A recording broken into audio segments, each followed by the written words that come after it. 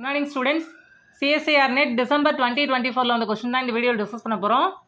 Consider the power series summation n equal to 1 to infinity n power n square divided by n plus 1 whole power n square into x power n with the coefficients in real numbers are then which of the following statements is true அப்படின்னு சொல்லி question கொடுத்துருக்காங்க. என்ன சொல்லியிருக்காங்க, நமக்கு ஒரு power series கொடுத்துட்டாங்க.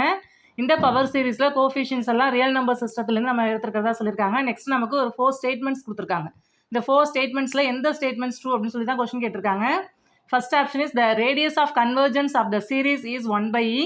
Second option is the series converges at x is equal to 5. Third option is the series converges at x is equal to 3. Last option is the series converges for all x with modulus of x is less than 1/2 அப்படின்னு சொல்லி நமக்கு 4 options கொடுத்துருக்காங்க. 4 ஆப்ஷன்ஸ்லையுமே நம்ம என்ன calculate பண்ணணும், radius of convergence தான் calculate பண்ணணும். அது மட்டும் இல்லை, இந்த 4th ஆப்ஷனில் modulus of x is less than 1/2 கொடுத்துருக்காங்க இல்லையா. அப்போ நம்ம இன்டர்வல் ஆஃப் கன்வர்ஜன்ஸும் இங்கே நம்ம நோட் பண்ணி கிவன் ஆப்ஷனில் எந்த ஆப்ஷன் கரெக்ட் அப்படிங்கிறத நம்ம இங்கே செக் பண்ணலாம். இதுக்கான சொல்யூஷன் நம்ம இங்கே டிஸ்கஸ் பண்ணலாம். இப்போ கிவன் சீரிஸ் இங்கே நான் நோட் பண்ணியிருக்கேன். நெக்ஸ்ட் நமக்கு என்ன தெரியும், நமக்கு summation an into x power n அப்படின்னு சொல்லிட்டு நமக்கு பவர் சீரிஸ் கொடுத்துட்டாங்க. அப்படின்னா ரேடியஸ் ஆஃப் கன்வர்ஜன்ஸ் எப்படி நம்ம மார்க் பண்ணுவோம், ரேடியஸ் ஆஃப் கன்வர்ஜன்ஸை நம்ம ஆர்னு எடுத்துக்கிறோம். அப்படின்னா இதனுடைய வேல்யூ எதுக்கு ஈக்குவலாக இருக்கும், அதாவது ஆர் தான் நமக்கு ரேடியஸ் ஆஃப் கன்வர்ஜன்ஸ். ஆனால் நமக்கு என்ன ஃபார்முலா தெரியும் அப்படின்னா 1/rக்கான formula limit n tends to infinity an + 1 divided by an. இது ஒரு ஃபார்முலா. இது மட்டும் இல்லாமல் இன்னொரு ஃபார்முலா கூட இருக்குது. 1/r is equal to limit n tends to infinity an power 1/n. இப்போ நமக்கு கிவன் சீரீஸை கவனிச்சோம் அப்படின்னா இங்கே பவரில் தான் n ஸ்கொயர்லாம் கொடுத்துருக்காங்க இல்லையா. அதனால் நம்ம என்ன பண்ணலாம், இந்த செகண்ட் ஃபார்முலா இருக்கு இல்லையா, இதை யூஸ் பண்ணி நம்ம ரேடியஸ் ஆஃப் கன்வர்ஜன்ஸ் நம்ம நோட் பண்ணலாம்.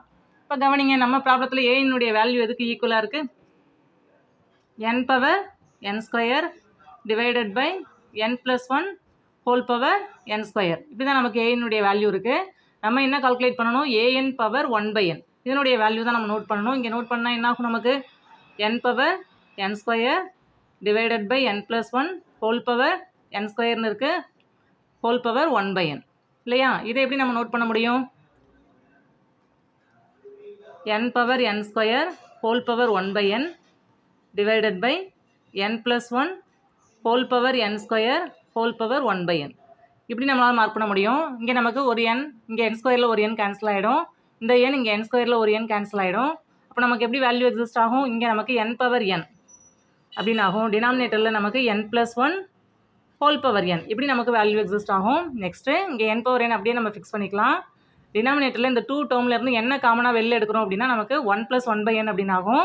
இந்த n இந்த ப்ராக்கெட்லேருந்து வெளில நம்ம நோட் பண்ணுறோம் அப்படின்னா n பவர் n அப்படின்னு ஆகும். அதாவது இங்கே நமக்கு இந்த 2 டேர்ம்லேருந்து என்ன வெளில எடுக்கும்போது n பவர் n அப்படின்னு ஆகும். இங்கே 1 + 1/n ஹோல் பவர் n இப்படி நமக்கு வேல்யூ எக்ஸிஸ்ட் ஆகும். இந்த n பவர் n நமக்கு கேன்சல் ஆகிடும். அப்போது an பவர் 1/n இதனுடைய வேல்யூ நமக்கு என்ன இங்கே எக்ஸிஸ்ட் ஆகுது, 1/1 + 1/n ஹோல் பவர் n. இப்போ நம்ம என்ன கால்குலேட் பண்ணணும், limit n tends to infinity an power 1/n இதனுடைய வேல்யூ கால்குலேட் பண்ணணும். இங்கே நம்ம லிமிட் n டென்ஸ் டு இன்ஃபினிட்டின்னு அப்ளை பண்ணணும். அப்ளை பண்ணால் என்ன ஆகும், 1 divided by 1 + 1/n whole power n அப்படின்னு ஆகும். இப்போ லிமிட் நம்ம அப்ளை பண்ணும்போது டினாமினேட்டருக்கு நம்ம அப்ளை பண்ணுவோம் இல்லையா, அப்போ நமக்கு வேல்யூ இதனுடைய வேல்யூ எதுக்கு ஈக்குவலாக இருக்கும், ஈக்கு ஈக்குவலாக இருக்கும். நம்ம இங்கே நோட் பண்ணிக்கலாம் 1/e. இதுதான் an பவர் 1/n. இது வந்து 1/rக்கான வேல்யூ.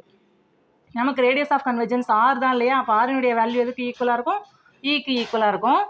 நெக்ஸ்ட் இதுலேருந்து இன்டர்வல் ஆஃப் கன்வர்ஜன்ஸ் கூட நம்ம நோட் பண்ண முடியும். இன்டர்வல் ஆஃப் கன்வர்ஜன்ஸ் எப்படி நம்ம நோட் பண்ணுவோம், நமக்கு சீரிஸ் வந்து an into x power n கொடுத்துட்டாங்கன்னா இன்டர்வல் ஆஃப் கன்வர்ஜன்ஸ் வந்து modulus of x is less than r. இப்போ நம்ம ஆரினுடைய வேல்யூ என்ன கால்குலேட் பண்ணியிருக்கோம், ஈன்னு கால்குலேட் பண்ணியிருக்கோம் இல்லையா. அப்போ modulus of x is less than e இதுதான் இன்டர்வல் ஆஃப் கன்வர்ஜன்ஸு. இதுலேருந்து நம்ம எப்படி நோட் பண்ண முடியும், அதாவது இங்கே மாடுலஸ் ஆஃப் எக்ஸ் இருக்கு இல்லையா, அப்போ -e less than x less than e. அதாவது -e, e அப்படிங்கிற இந்த இன்டர்வல்குள்ளே எக்ஸனுடைய வேல்யூ சூஸ் பண்ணும்பொழுது இதுதான் இன்டர்வல் ஆஃப் கன்வர்ஜன்ஸ். இந்த இன்டர்வல்குள்ளே எக்ஸ் சூஸ் பண்ணும்போது கிவன் சீரிஸ் வந்து கன்வர்ஜென்ட்டாக இருக்கும். இப்போ நம்ம ஆப்ஷனை கவனிச்சோம் அப்படின்னா ஃபர்ஸ்ட் ஆப்ஷன் என்ன கொடுத்துருக்காங்க, இந்த radius of convergence of the series is 1/eன்னு கொடுத்துருக்காங்க. நம்ம என்ன கால்குலேட் பண்ணோம், ஈன்னு கால்குலேட் பண்ணியிருக்கோம். அப்போ ஃபர்ஸ்ட் ஆப்ஷன் நமக்கு இங்கே ராங். நெக்ஸ்ட் நமக்கு என்ன சொல்லியிருக்காங்க, இந்த series converges at x is equal to 5 அப்படிங்கிறாங்க. அதாவது x is equal to 5ங்கிற இந்த பாயிண்ட்டில் கன்வர்ஜ் ஆகும் கிவன் சீரிஸ் அப்படின்னு நம்ம கொடுத்துருக்காங்க. நம்ம இன்டர்வல் ஆஃப் கன்வர்ஜன்ஸ் என்ன நோட் பண்ணோம், நமக்கு இங்கே 0 இங்கே e இங்கே -e இதுதான் இன்டர்வல் ஆஃப் கன்வர்ஜன்ஸ் இல்லையா. இப்போ இந்த இன்டர்வல்குள்ளே இந்த எக்ஸ் இருந்ததுன்னு சொன்னால் இந்த பாயிண்ட்டில் வந்து கிவன் சீரிஸ் கன்வர்ஜென்ட் நம்ம சொல்லலாம். ஈனுடைய வேல்யூ நமக்கு எப்படி எக்ஸிஸ்ட் ஆகும், 2க்கும் 3க்கும் இன்பிட்வீனாக தான் இருக்கும் இல்லையா. அதாவது ஈனுடைய வேல்யூ எதுக்கு ஈக்குவல் 2.71 இந்த வேல்யூக்கு ஈக்குவல் அப்படிங்கிறது நமக்கு தெரியும். ஆனால் நமக்கு இங்கே எக்ஸ் இஸ் ஈக்குவல் டு 5ன்னு கொடுத்துருக்காங்க.